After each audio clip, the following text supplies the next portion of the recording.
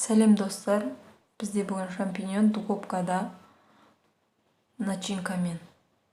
Ол үшін бізге шампиньон үлкенірек. Аяқтарын алып тазалаймыз. Бізге аяқтарын турап начинкаға қосамыз оны. Осылай тураймыз. Пияз керек, бір пияз. Сосын начинкасын майға қыздырып қуырып аламыз. Бұған жаңағы тұзын, бұрышын саламыз, қара бұрыш. Одан кейін шампиньонға өстіп саламыз. Ішіне сыр турап салсаңыздар да болады. Духовкада 25-30 минутта пісіріп, одан кейін алып сыр қосамыз. Моцарелла можно. 15 минутта қоямыз.